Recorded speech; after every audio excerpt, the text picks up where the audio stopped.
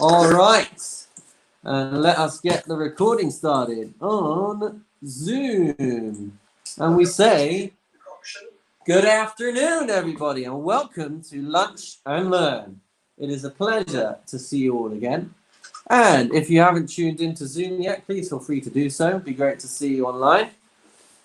A little word about this week's Parsha, Parshat Emor, in which we, all of the Parshas are fascinating, but there's some fascinating stuff again in this week's Parsha.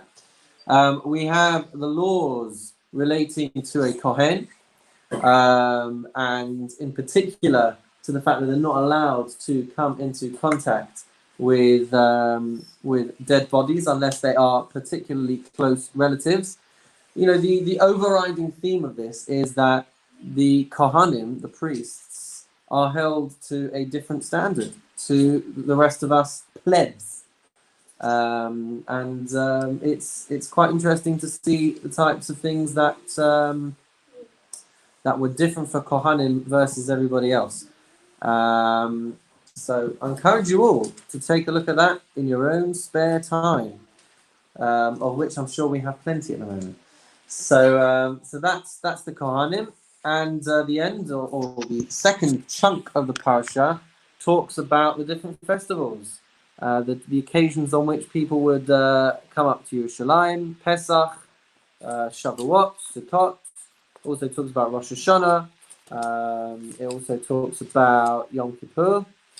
It talks about the Omer, how very time appropriate. And that is essentially the main themes of this week's parsha. Oh, Nova. Oh, has Nova made it on? Yes. Congratulations and celebration. Well done, Nova. I'm glad it's worked. So we were just talking. Oh, and there's Mr. Ket as well, senior. Mr. Ket.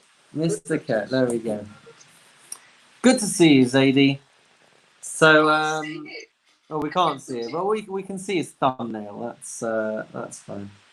Oh, now we can see him. He's checking on you, isn't He is. he? He's checking to make sure that I'm really teaching, and that's why I'm not answering his phone calls. Is that your dad? It is. Give us a wave, Zadie. Wow. Hello. Where do you think I get my looks from?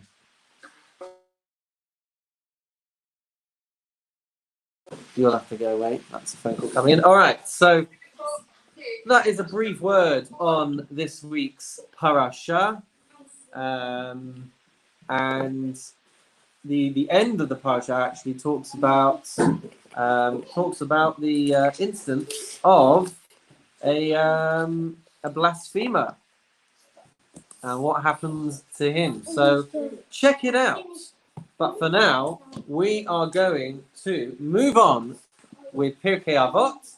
We are still in chapter 2. It really depends on which version of the book you're using as to which Mishnah we're on. But according to Safaria, as you will see when I share the screen, how do we share the screen? What page is it in the green field? That is a wonderful question. I'm so glad you've asked that question. Unfortunately, I don't have the foggiest because I don't have it here with me. I can go and look that up for you with pleasure. Let me just go and get that.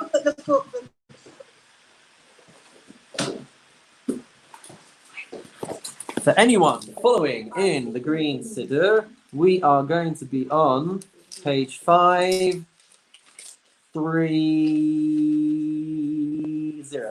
Page 530, right at the bottom there, Mishnah Zion. It was actually one that I was hoping we would cram in last week, but we didn't. We didn't get there quickly enough. So we're just going to touch on that one today and then move on to the nice juicy one that comes next. On the screen here, it's Mishnah 6. So we've been hearing from the words of Hillel. And Hillel adds something else to his statement. And we would have seen it last week again. If you remember, what we talked about last week was we'd said that a bur cannot be fearful of sin, an unlearned person cannot be scrupulously pious, A bashful person, a shy person can't learn. An impatient person can't teach. Those were the things that we saw last week. And then he says, he continues, as it were. Afhu ra'a gulgoles achas shetzafa al panei hamayim. He also saw a skull floating on the surface of the water. Amar la, and he said to this skull, Al da'ateft atfuch, v'sof metaifayich yetufun. Because you drowned others, they drowned you. And in the end, they that drowned you will be drowned. It's a very cryptic statement, a very cryptic Mishnah. And I don't know if people want to jump in with their thoughts. Does it mean, that first sentence, that he looked in the water, he saw a reflection of his face, but without any features? Interesting. And so how would that connect to what he ends up saying? I thought it was so as you sow, so you reap. Yeah. As you say, yeah, what goes around comes around. One, isn't it, this one? It's very well known, this one. I've heard of it. This Oh, you've heard? Okay. Yes, a lot. Spoiler alert. So yeah, that does seem to be the thrust of what it's trying to say. What goes around comes around, but it's quite kind of morbid imagery. And what's interesting is that one of the things that I read about this, if we look at Hillel and how he lived his life, he's usually very, very positive. You know, it's Hillel in the Talmud who is very open to being challenged by people and being disturbed by people and being interrupted by people. And we see that in a few places in the Talmud. He is the person to whom the statement is attributed, do unto others as do to others as you would want done to yourself. Right, so generally we have him down as kind of like this very positive, happy clappy person, and yet over here this seems to be quite breaking out of character with this. You need to see a skull, and by the way, I think we are talking metaphorically with this. I don't think that he literally saw us. Pardon me? Maybe he was writing this during lockdown, just feeling a bit down. Could be, but so I don't think this is to be taken literally. I don't think he saw a skull and then just kind of casually dismissed it with this kind of, oh well, obviously something was done to you. Because I think if he genuinely saw a skull, I think we all know he would go rushing to figure out who it belonged to. So I think the metaphor is more that, as we've been saying, more akin to this idea of like what goes around comes around, and the idea that no one gets away scot-free. There's always justice in the world. And quite why this is the way in which it's presented to us, I'm all ears. But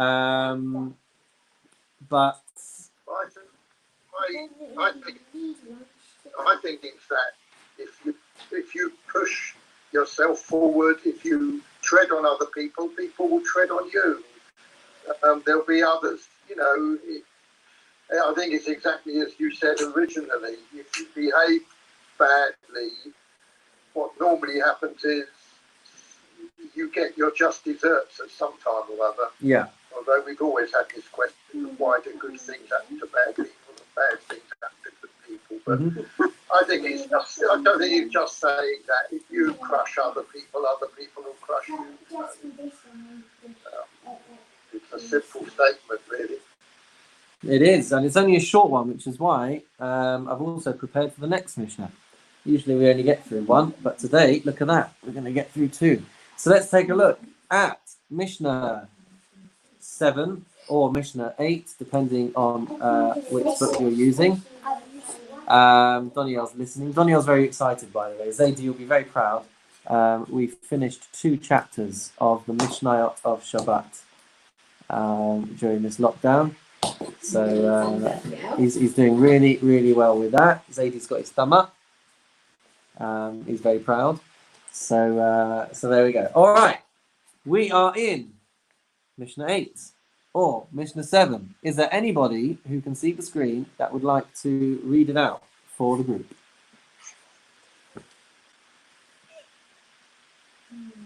Do you want to read somebody to read? Yeah.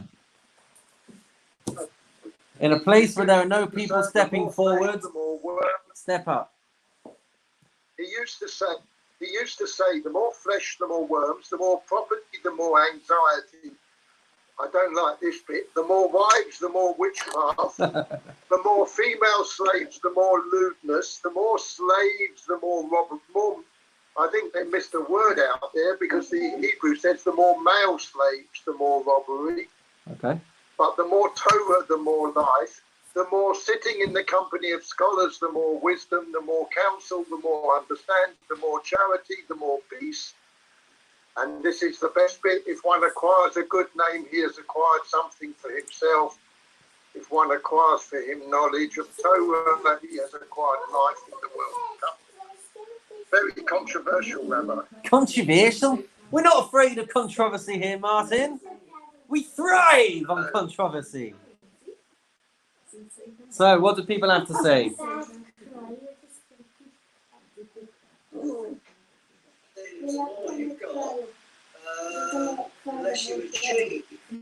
The more you've got, the less you achieve. Interesting. Why the less you achieve? One second, I can't hear Peter. But then it says, the more you study, the more wisdom you accumulate, looking at the negatives and the positives. Who else was chiming in? Was that you, Joe?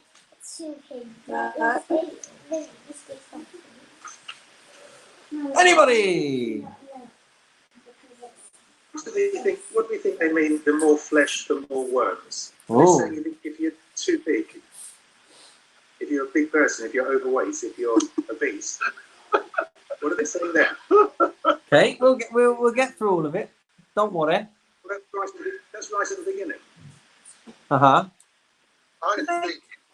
think it's saying the more you get tied up in material things, the worse your life is. If it becomes overbearing, things don't work out. But if you spend some of your time doing good and not thinking of yourself but thinking of others and doing a bit of study, then you'll be in a better place. I agree. I think it's totally down to the saying about materialistic items as opposed to learning and spiritual items. The spiritual side of life and the learning side of life. Very, very nice. For those of you confused there, that was Daniel trying to show us his doctoral thesis that he's currently writing.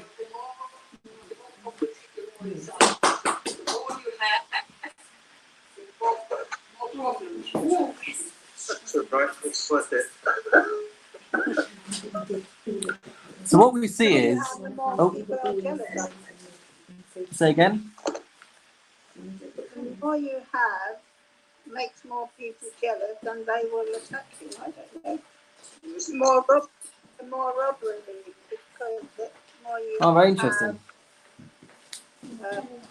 then your people might be jealous. The more you draw attention to yourself. The more, yes. One doesn't have to draw attention to themselves.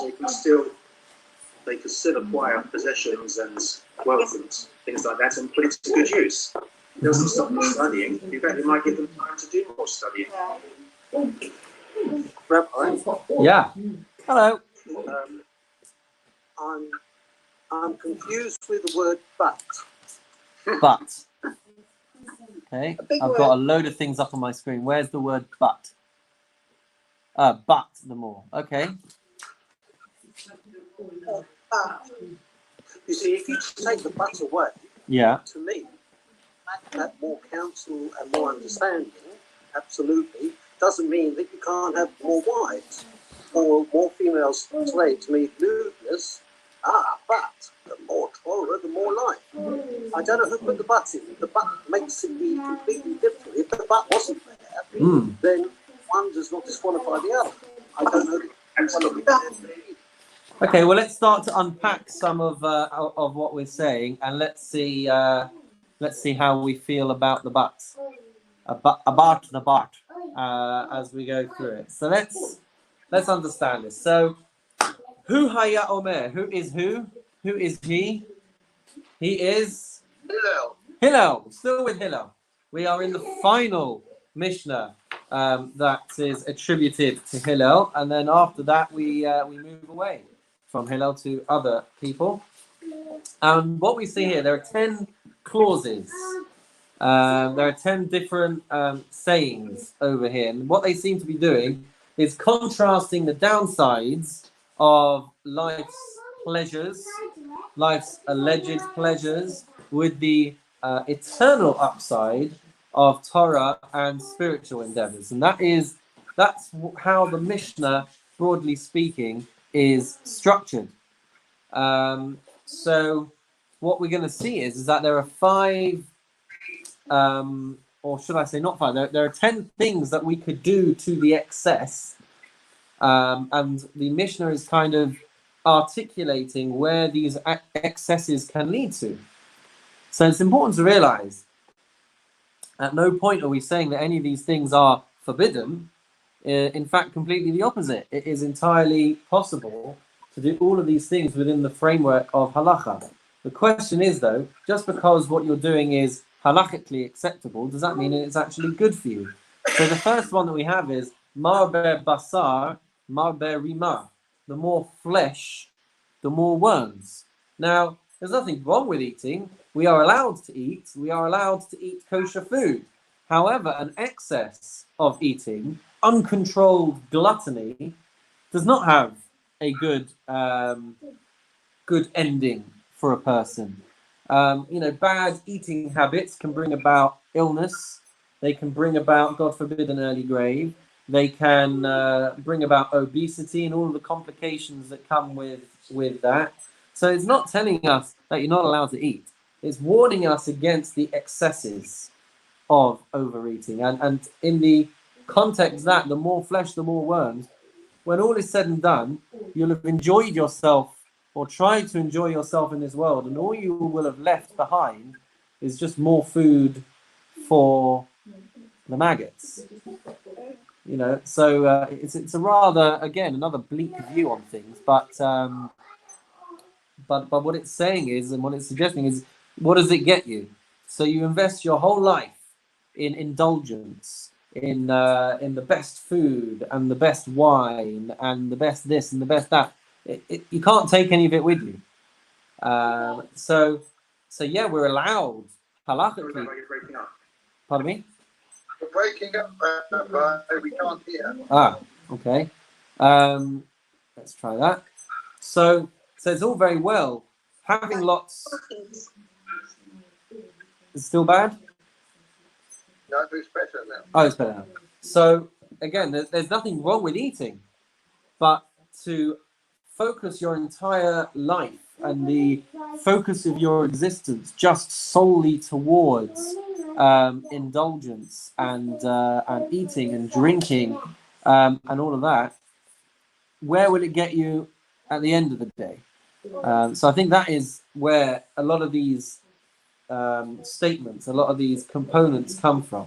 There's, by the way, as we'll see, there's another interpretation by a commentary called the Tiferes Yisrael, who says if we follow this Mishnah, what we'll see is that these indulgences and these examples of excess are progressing through a person's life stages. So when you're born, from your earliest years, you have a desire to eat, you have a desire to drink, you have a desire to, get a bit chubby, make sure that you've got what your body needs. So that's why this one is listed first, because it's the earliest type of indulgence that we can have. And then as we progress through life, then we'll see that we start to impose other problems onto ourselves. So as we get older, we have a desire for money. Then we have a desire for prestige.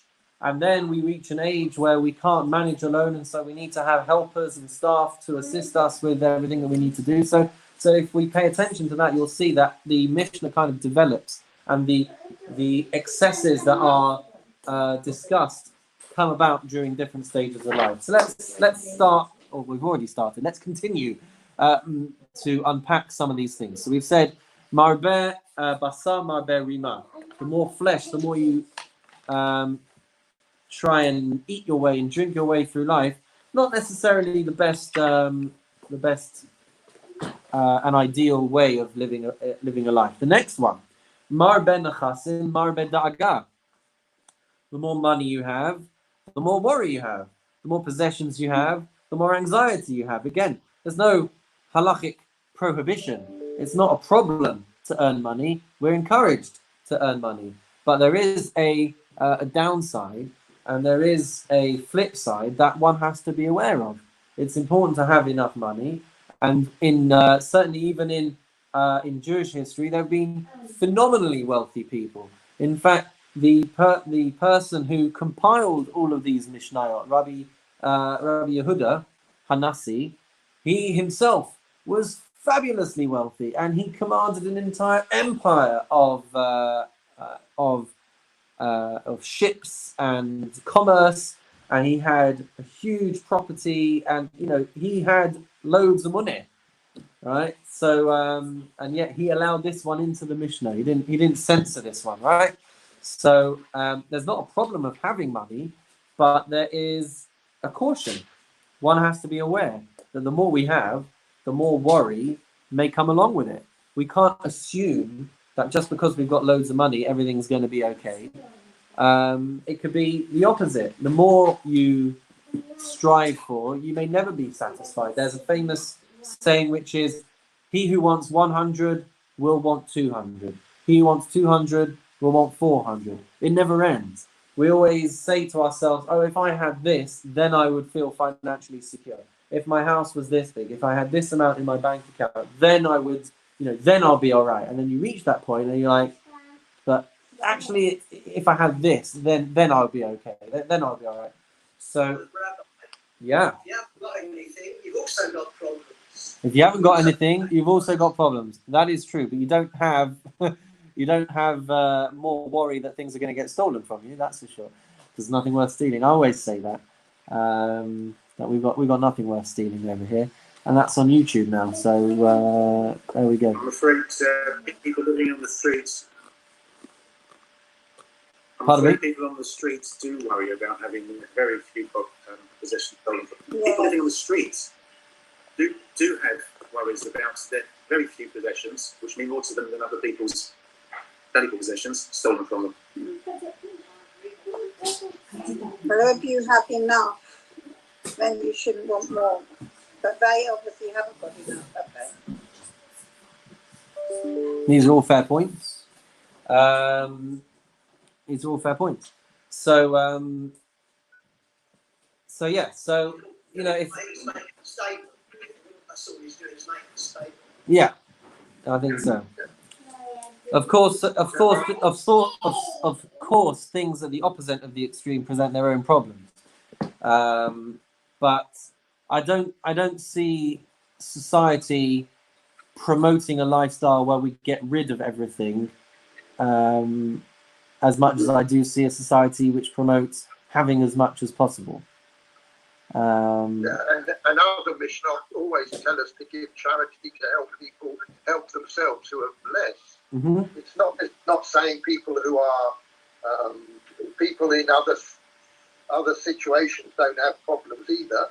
It's just saying in this particular situation, if you hanker constantly after more and more and more, and when you get it, you don't deal nicely with it, give it away or help people, then you're going to have a lot of anxiety. But it's not suggesting that there are poor people about who also have troubles. Yeah. That's right. Why doesn't it say may? The more property may cause more anxiety. Because it also may not. Well, Oh wait, you're saying why doesn't it say that, or are you saying that it's? Pardon me. What it says here is the more property, the more anxiety. It's not a maybe or an if shirt or anything. It's definite. And what I'm saying is, shouldn't it be that if we live by the things that we've discussed, then the more property, the more you're able to help people. The more property, the more stability within one's life. It may not cause anxiety, and even if it does, you can be very anxious and it's come. I agree with you, but I think that it would lose some of its what we call in Hebrew charifut. It loses some of the spice. It loses some of the edge. If we start saying it might do, it might do, might not. I think that the possibly the point of Hillel is to give everyone a wake up call, and I think that can be done with a sharper phraseology. I think the idea is that if we're not made aware of these things, then it could really pull a person down. If we understand that it is a very strong likelihood that this is going to impact you. We said in the previous Mishnah, don't assume that it's never going to happen to you. Right? So, yeah. Sorry? In the current climate, you said wake-up call. Do you think that this is time that we could take stock and realise that it doesn't really matter if we've got the biggest car, the biggest house, or go on 3 to 5 holidays a year? We're all virtually in the same boat. Yeah. Well, it's a leveler, isn't it? It's come back down to the basics. Yeah. It's a humbling experience, even for those who thought that they would be immune from all of society's problems. I'd certainly agree with you. I think these are statements saying to people, if that's what you hanker after, if your only concern is getting richer and richer and richer, nothing will be right for you in life. But it's not suggesting that people who have the ability and the acumen to create wealth by employing people and treating them well and doing things properly, it's like a telegram. That's all. It's not. It can't go into all the pros and cons. No, that's right. Yeah. As a statement, I don't think you can argue with it. No. The more you've got, the more The more things you have to think about, and actually, some of these are. It could be a motivator if you've got a large employ of people under your wing, and you feel a personal achrayut, as we say in Hebrew, a responsibility to them. Those are good worries to have, because then you're actually caring and you're actually sensitive to what people need. Say again, Paul. If I was writing this, I would have put the more property, the more responsibility. Yeah. That's anxiety. One has a responsibility. If one has been fortunate enough to accumulate wealth during a working lifetime, then one has a responsibility to use that wealth. It is a responsibility. It shouldn't be an anxiety. It should be a responsibility to use it in a way that Torah, halakha, etc., surely pushes you to use it responsibly. To say, well, if you have too much money, it's going to be anxious. I think that's what it's suggesting. Well, da'aga is a worry, so you have more to worry about. Anxiety is just another layer of understanding. Anxiety. Can I give you a small example? I agree with you, though, Paul. Go on, Joe. When my mother died, she left me some very nice jewellery.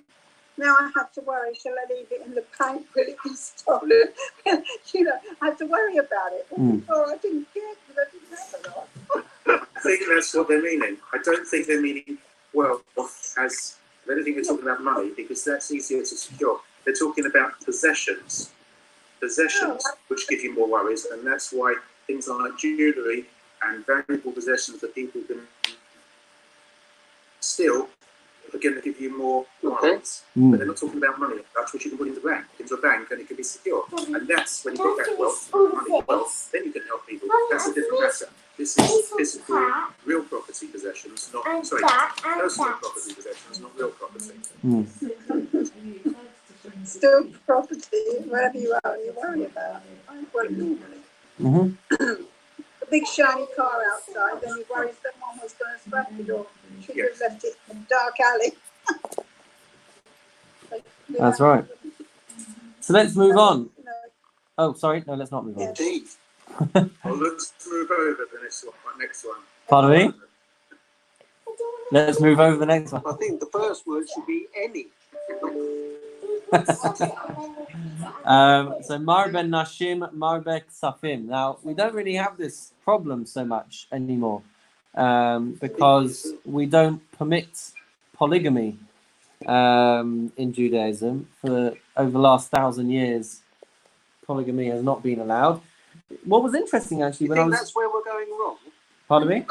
That's where we're going wrong? Oh, man.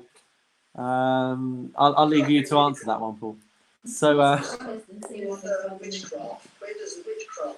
where does the witchcraft come in? Okay, so as I was looking into this, so there are a couple of interesting things that I was gleaning. Number one was I was reading the insights from Rabbi Beryl Wine. Rabbi Beryl Wine is one of the best Jewish historians, not just a Jewish historian, but a historian of Jewish history. He's one of the best in the business. And what was interesting was that he was saying that polygamy has never been mainstream in Judaism, even though there's so many instances where it's talked about in the Torah and in the Bible. It seems that it was never actually popular practice. It only happened in situations of great necessity and extenuating circumstances.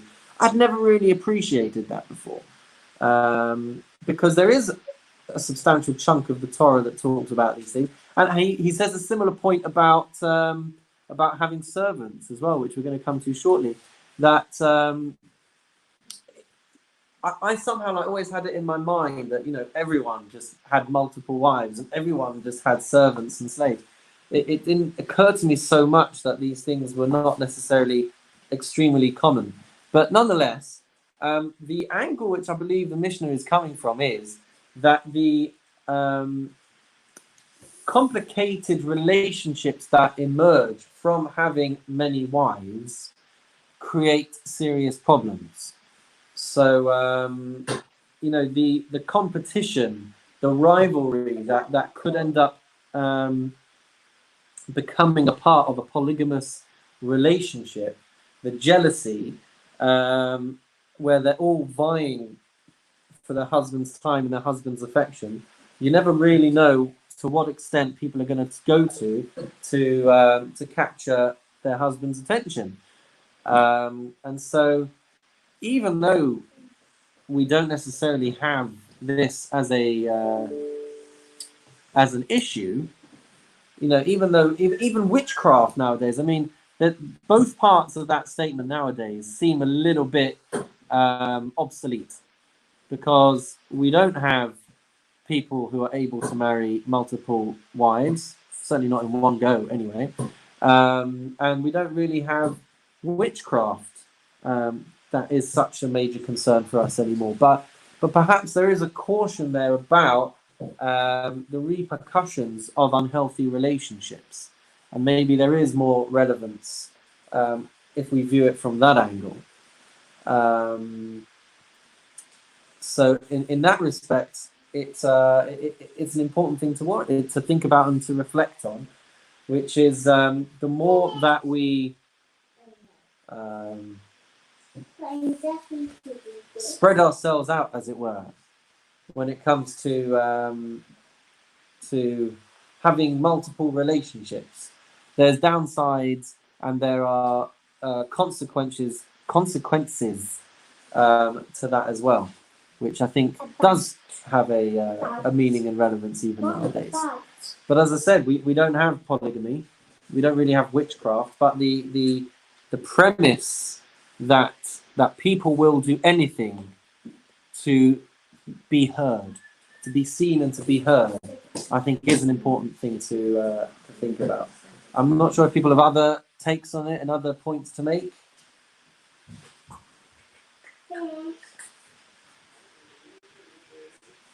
I've got tumbleweeds blowing across my screen. All right. The implication, of course, is that all wives have this witchcraft issue. But the more you have, the more witchcraft you're going to get. No, this isn't a therapy session, Paul. What number of wives one has. But, We've only got one. She obviously has one. Or so I have to say, I think it's going to be made. So I'm not sure if your wife is listening, Paul, but I think Paul, you must have been a lawyer in another life because you're looking at every word and you're putting implications that possibly are not there. I don't know. we have to remember we're talking about the consequences from living a life of excess. Yeah. There's no problem with marrying a woman. There is no problem with marrying a second wife, as long as one is not still married to the first wife. There is no problem with marrying a third wife, as long as you are not still married to the other two, right? The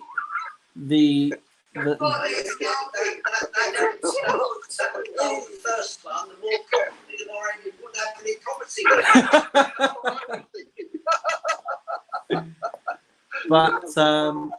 But it is a caution to understanding what a life of excess can bring about in your life.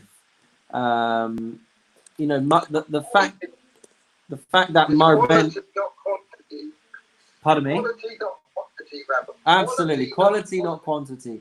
And again, if we have a look around at society and we think about what people get exposed to when it comes to relationship training, the types of stuff that we see on TV and films, the cultures that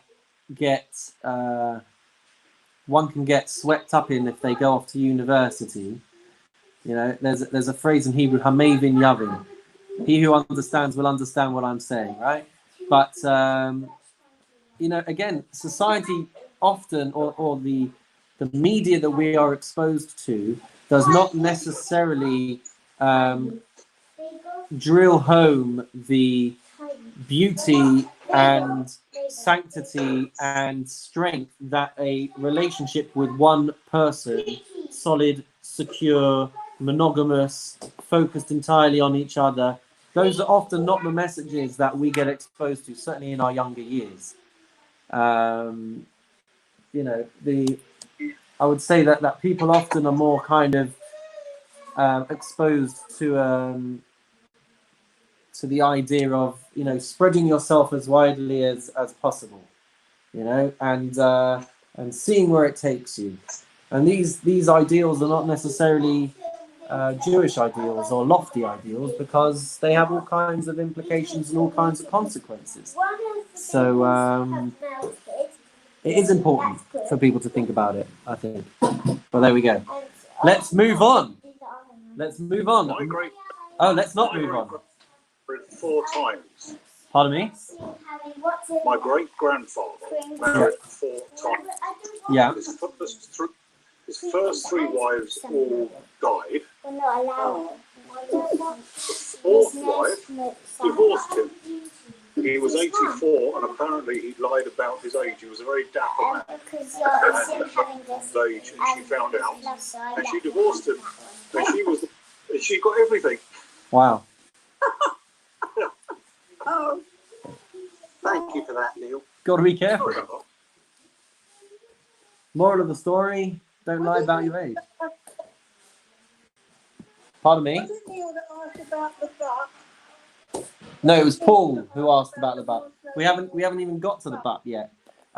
Let's just quickly try and scoot our way through some of these other concepts. So we've got Marbe Shfachot, Marbe Zima. Sorry, am I talking over you there, Joe? I'm sorry. I just say there's no butt in the green skidder. Ah. Only on this Okay. Well, we'll come to the butt in a minute. Let's go through the next bit. Marbe Shfachot, Marbe Zima. maidservants, the more lewdness. Again, we don't necessarily have maidservants anymore. But going through the stages of life, so one of the things that we were pointing out is that the next stage of life, after you've got your possessions, so now people often look for prestige. And what better prestige is there than to be able to show off everything that you have? Look how many people are in my employ. Look how much I have. I have to hire so many cleaners and so many gardeners because look how much space I have. So that's kind of the next step in life that gets explored. But this concept, marbe shfachot marbe zima, to have these maidservants often would have created a lot of abuse.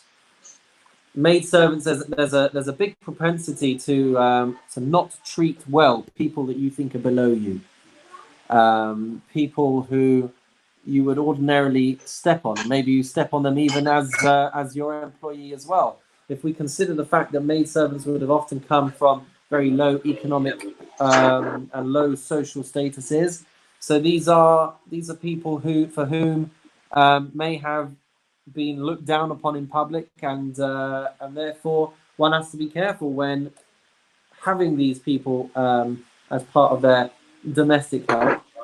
That's one would have to be very, very careful. That's why the Torah has so many rules and so many restrictions for a person that has maidservants, because there is so much potential for mistreatment. One of the things that we can be proud of in Judaism is that if a person did have a slave, they were actually supposed to give them a certain level of comfort, even to the point where it could come at your expense. So if you only had, like one pillow in the house, you would have to give that servant your pillow so that they weren't sleeping without a pillow. So that there's, at least in the Jewish framework, there were certain restrictions and limits in place to help protect the status of slaves.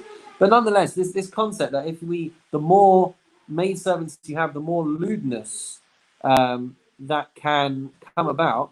So what I think it might be saying over here is that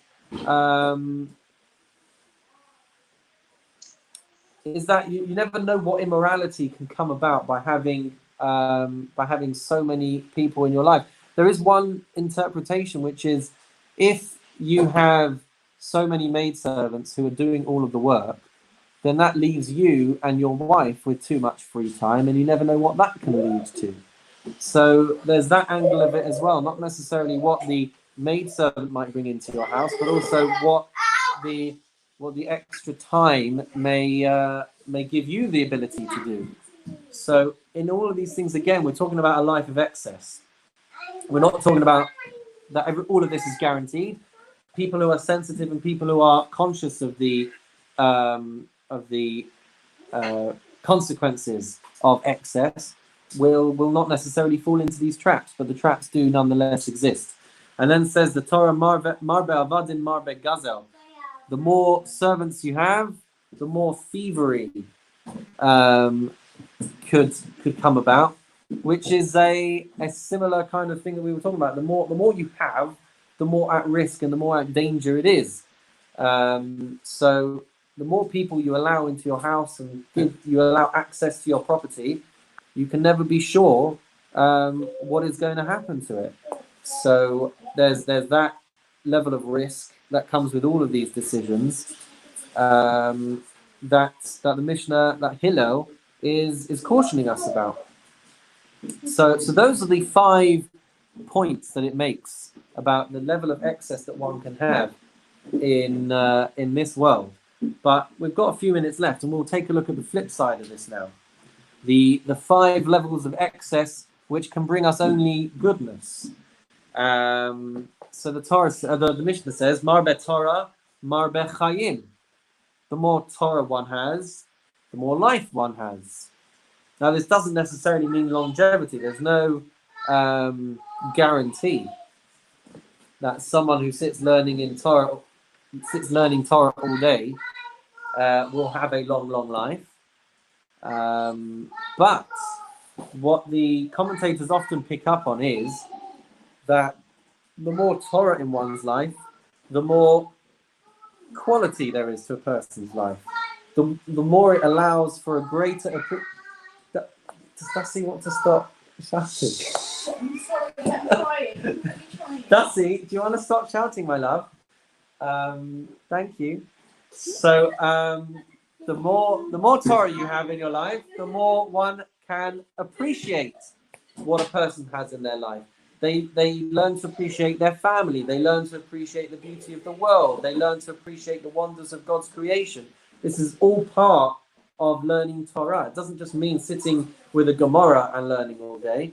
It means looking at the world through the lens of Torah and the benefits and the joys that can bring a person's life. Is that but, between brackets, is just to make a separation of the above we just spoke about? Yes, it is. There's no word aval in the Mishnah, so the but is reading into the context of what the Mishnah is trying to say, and it's separating between these 5 excesses which can bring a person down to the 5 excesses which could bring a person up. So that is the function of the but. It will really be for each and every person to learn through what this is trying to say, to see for themselves if they think it's a but or not.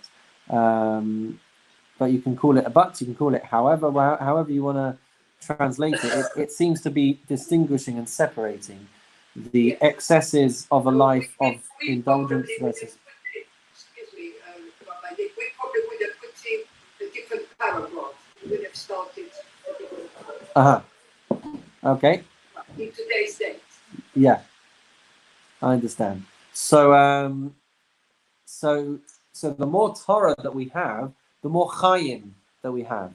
Not that we live for longer, but that we live better.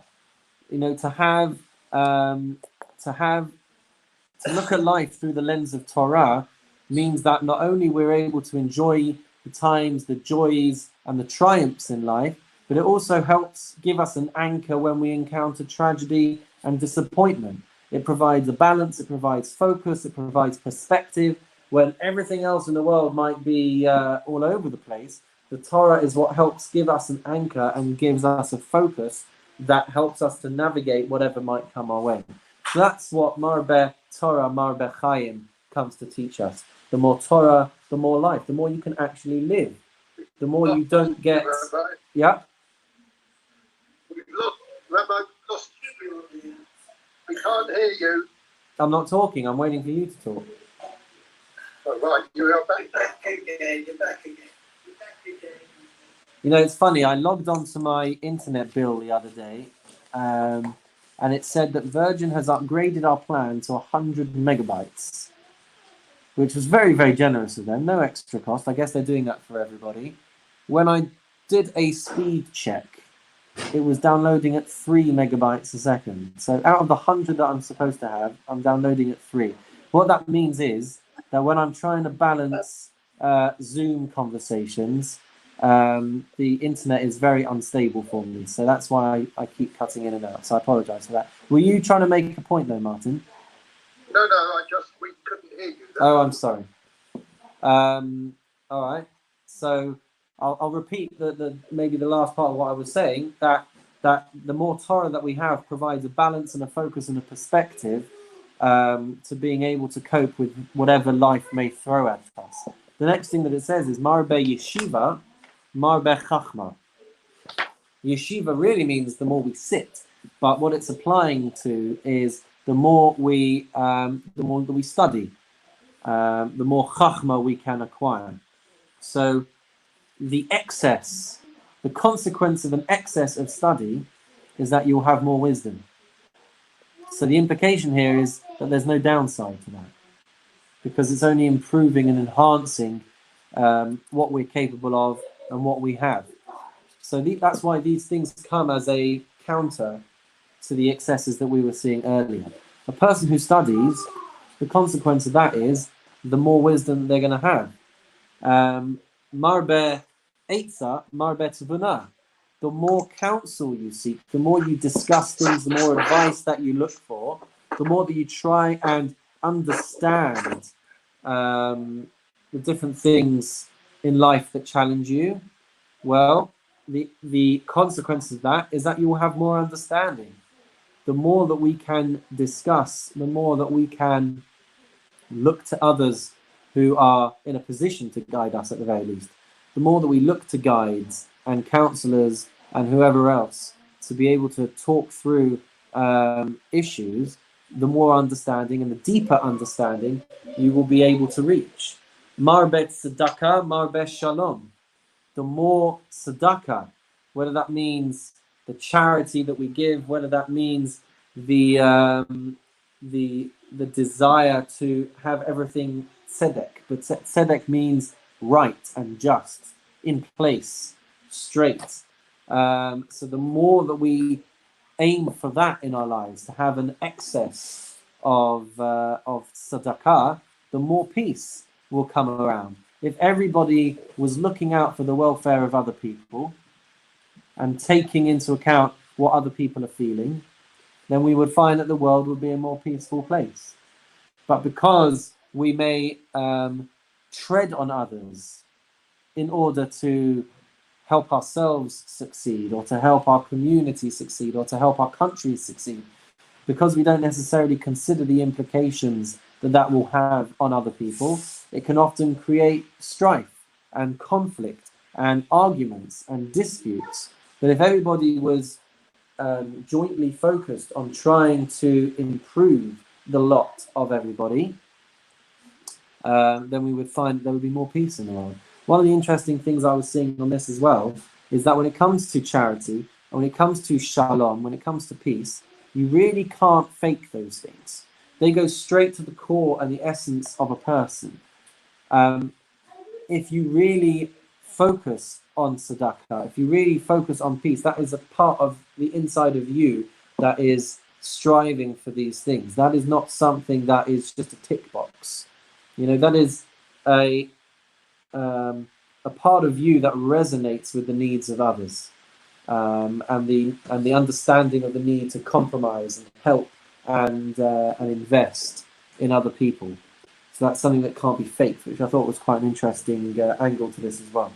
And then the Mishnah ends off: Kana shem tov, kana la'atzmo, kana lo divrei Torah, kana lo chai ha'olam haba. One who has acquired, one who has gained a good reputation, a name, a good name, a shem tov, kana la'atzmo. He has invested, he has acquired that for himself. One of the interesting things that I saw on this is that you can't pass on a good name. You might be able to pass on a reputation. You might be able to, people might be able to live off that reputation, but ultimately, the name, the shem tov, comes from the actions that you did in your lifetime. It comes from the legacy that you leave behind.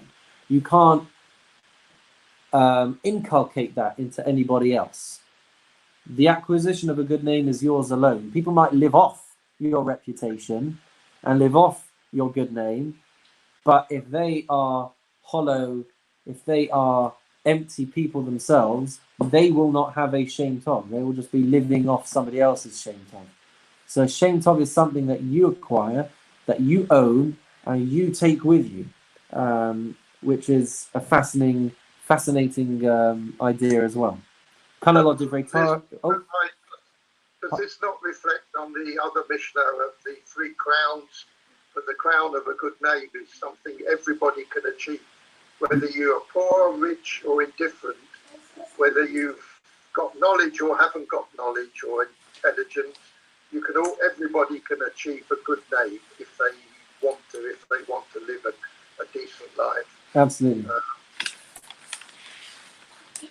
Oh well, amazing. I'll have a look in a minute. Yes, Martin. There's a very strong connection between this statement and the spoiler alert. That Mishnah comes up later in chapter 5, I think. So, and then the final piece: Kana lo divrei Torah, kana lo chai ha'olam haba. The one who gains for himself Torah knowledge, gains for himself life in the world to come. So the understanding here, I mean, you may recall at the very, very beginning when we started learning Pirkei Avot, it says that Kol Yisrael yesh lahem chelek ba'olam haba, or la'olam haba. Every single person has a portion, has a place in the world to come. But as we talked about, it does come in a variety of different flavors and a variety of different levels. A person who has absorbed more divrei Torah, more Torah, will have a different type of experience in the world to come. So it's not just saying that you won't get it if you don't have Torah knowledge, but there is a varied level. I saw David's hand up. Yeah, can you hear me? I can. Good. I can see you as well. Just a question. These explanations of Pirkei Avot come from different places, but why isn't there any Gemara on Pirkei Avot? Why is there no Gemara on Pirkei Avot?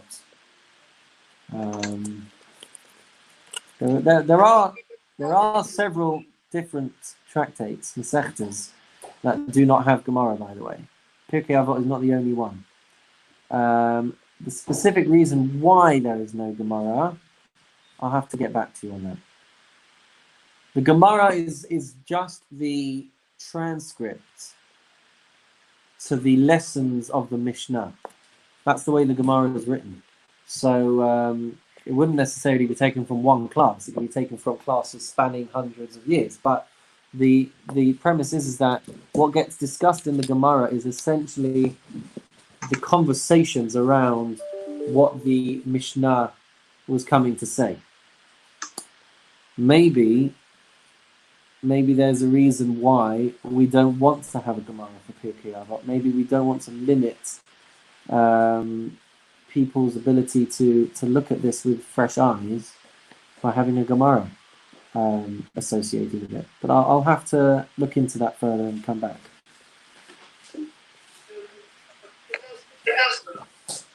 Rita. Who came first, Gemara or Pirkei Avot?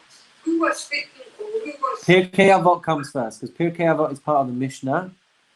So it's the kind of original book of Jewish laws and Jewish practice. And the Gemara are the explanations, trying to understand what the Mishnah was trying to teach us. Okay. So that's why the Mishnah is written in a very concise form. And then if you picture hundreds of years of rabbis and students saying, well, what did he mean when he said this? And hang on a minute, that contradicts something else that he said in that other place. That's what the Gemara does. It says, it's all these kind of questions and answers and contradictions and trying to come to grips with what the concise Mishnah was trying to say. So you would think this is all the more reason to have a Gemara on Pirkei Avot. You would think that. And that's why I'm happy to explore further as to why specifically we don't have a Gemara for Pirkei Avot. I don't have an off-the-cuff answer to give you. So for that reason, I can only plead the fifth. Yeah. Oh, hello, Claudia. I didn't know you were on. Hello. Just 1 second, everyone. I'm gonna end the YouTube stream, and then we can carry on talking on here. So tune in next week for more Lunch and Learn. But in the meantime, have a wonderful and meaningful day.